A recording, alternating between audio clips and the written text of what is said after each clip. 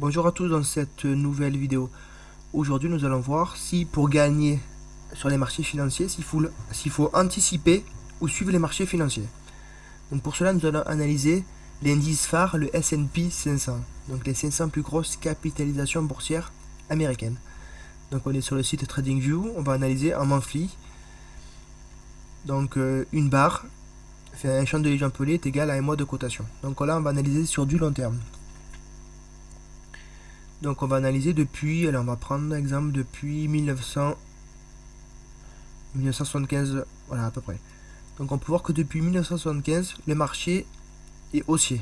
Donc le marché fait de nouveaux plus hauts. Donc il y a là certains, ils anticipent une crise. On voit souvent donc à la télé, dans les journaux, sur YouTube, peu importe le canal. On entend, il faut anticiper, il y a des crises.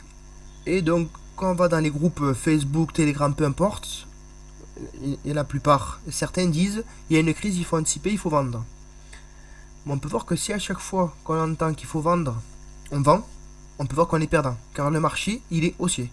Donc en fait, pour gagner tout simplement sur les marchés financiers, je parle sur le marché action américain, il faut plutôt suivre la tendance, car comme on dit, la tendance est ton ami. Donc il faut acheter. Et quand on remarque, comme ici on peut voir la crise de 2000 et de 2008, il y a plusieurs stratégies. Soit on sort de position, imaginons on avait acheté, c'est pour cela qu'il faut savoir lire les graphiques. Imaginons on avait acheté en 95, on voit qu'il y a des bougies vertes. On les voit les bougies vertes, on voit une rouge, on n'est pas inquiété, il n'y en a qu'une. Encore des vertes, des vertes, on voit quelques rouges par-ci par-là. Mais quand on voit ici que la tendance se renverse, on voit qu'il y a plus de rouge que de verte, là on peut commencer à se poser des questions et sortir de position. Seulement à ce moment-là. Il n'y a pas besoin d'anticiper le marché, ça sert à rien. Car le marché, il est haussier. La tendance, elle est haussière. Donc je parle pour le marché américain. Donc voilà, donc là c'est la preuve qu'il faut suivre la tendance, tout simplement.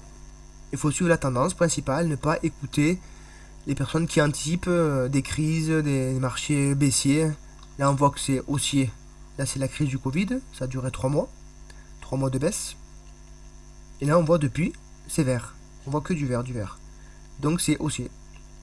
Pour l'instant il faut rester acheteur sur les marchés actions. Donc soit acheter l'ETF ou alors acheter les actions américaines à tendance.